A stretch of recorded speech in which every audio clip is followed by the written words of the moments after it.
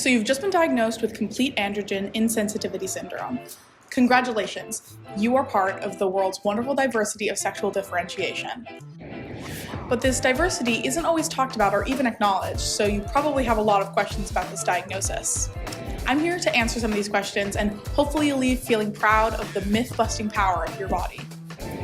There are all sorts of misconceptions when it comes to biological sex. Most of these come from thinking that sex is essentially housed in one part of you or your body. These are things like your chromosomes, your genitals, your hormones, your gonads, or your behavior. But complete androgen insensitivity syndrome, or CAIS, proves this is a myth, because each of these components is telling a unique story, and none of them are telling the whole thing. CAIS is a difference of sexual development, or a DSD, and it also falls under the broad intersex umbrella.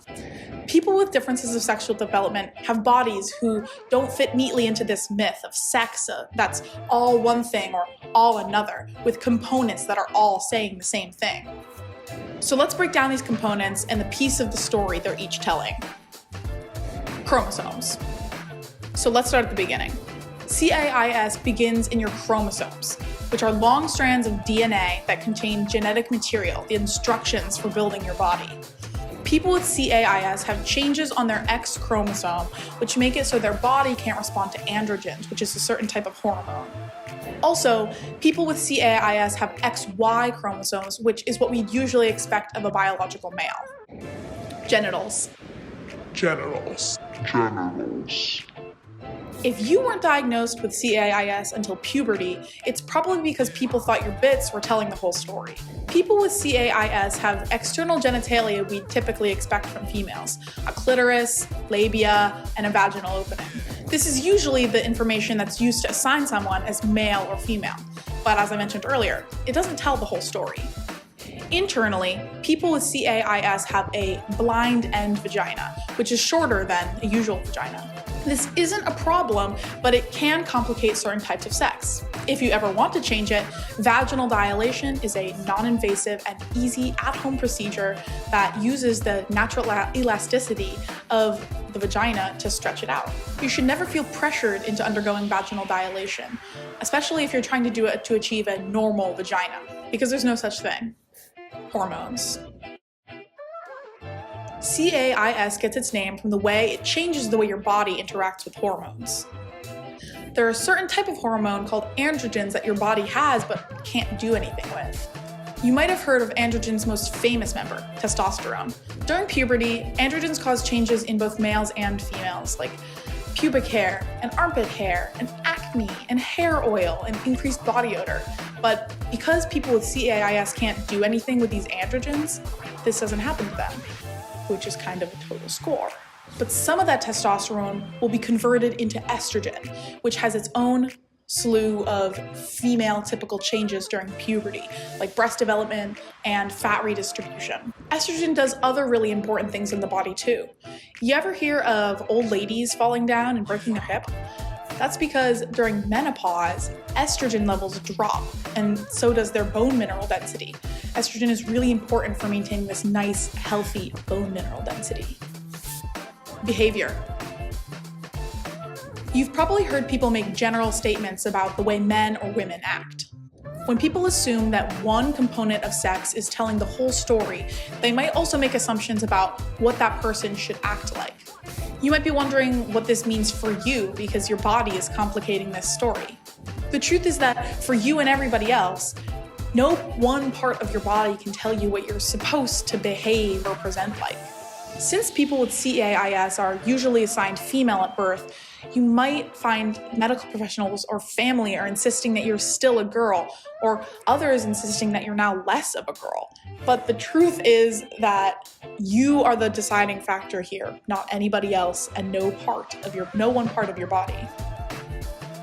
Gonads. Gonads are the organs in the body that produce hormones and sex cells.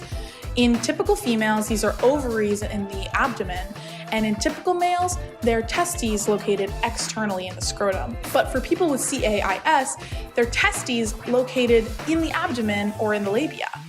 They also present the biggest source of decision-making for someone with CAIS. evidence suggests that there is an increased risk of cancerous tissue in these gonads.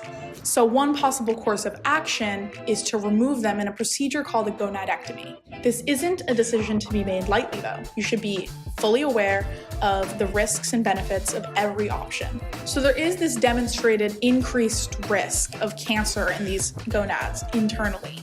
But it's not as big a risk as they used to think it was, and it almost never, if ever, presents before puberty. And if you leave them in, the testosterone that they're producing, converting into estrogen, will spontaneously induce puberty, which is advantageous for bone mineral density.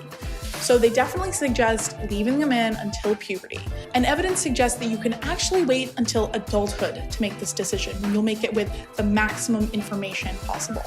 If you choose to remove your gonads, you'll have to undergo hormone replacement therapy, or HRT, because your body will no longer have the organ producing this testosterone that's being converted into estrogen, which, as I mentioned, is really important for a lot of things, primarily good bone mineral density. Some people report that after gonadectomy, they experience psychological distress or lowered sexual function, but scientists aren't really sure what's making this happen.